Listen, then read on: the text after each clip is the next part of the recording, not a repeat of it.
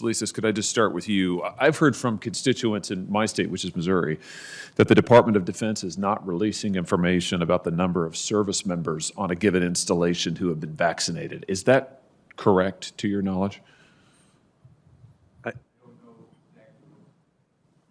I don't know exactly what's being released in Missouri. We do keep track of the service members that have been vaccinated, and so we do have that information if you'd like that, Senator.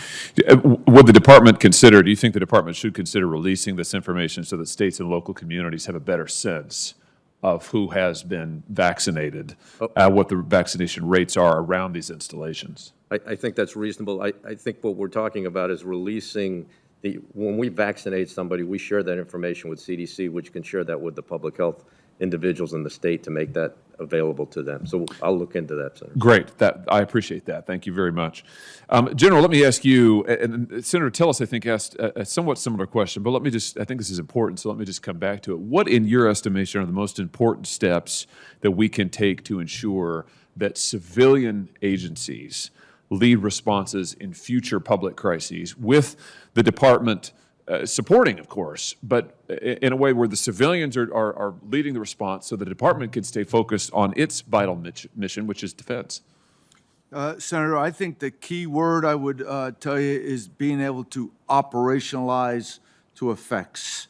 Right now, my assessment, right, albeit not very experienced in this world, because I've been in the Army for 38 plus years, is that very, very good at policy and defining, how things ought to be, but executing is a shortfall.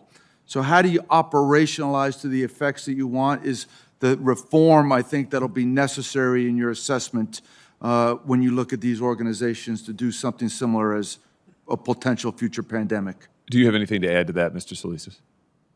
Senator, I do. Most of the organizations obviously are regulatory organizations. The U.S. military and the Department of Defense have tremendous operational capability. I think going forward that there will always be that partnership where the Defense Department will partner with our federal partners in support of state and local authorities.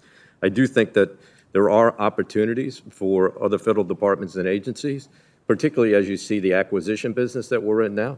There may be the opportunity in the future to have that kind of contracting capability, because what we're doing really is leveraging the private sector here in the nation to respond to this crisis in a lot of ways. So how we do that going forward as a federal government, across the federal government, will be very important.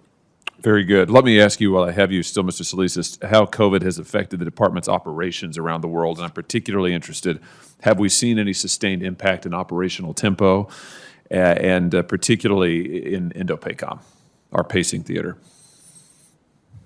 Senator, as you know, the department every day tracks the readiness of the department, and I want to state unequivocally that we're prepared to meet every mission that we have in the Defense Department.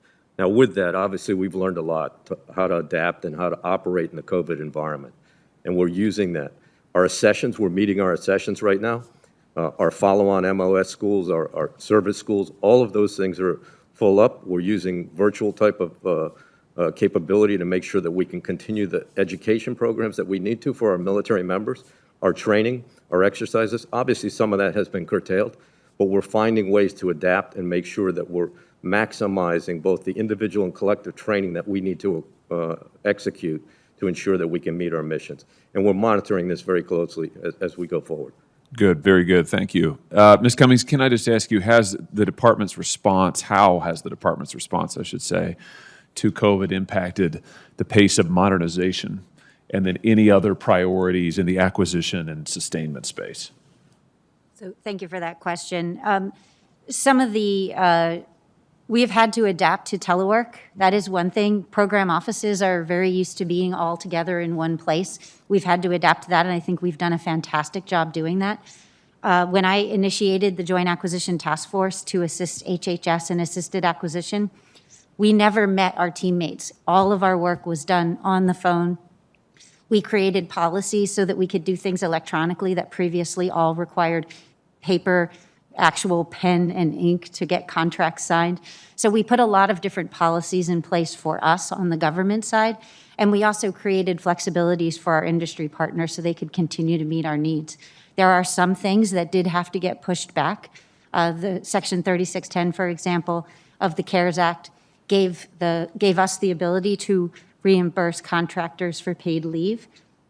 Due to COVID, we didn't receive an appropriation for that. And so there are some things in the future that could impact modernization, and we're working through that to better understand it and be able to share that information. Thank you. Very, very good. Yeah, thank you for that. Thank you all for your testimony and your tremendous service. Thank you, Mr. Chairman. Thank you.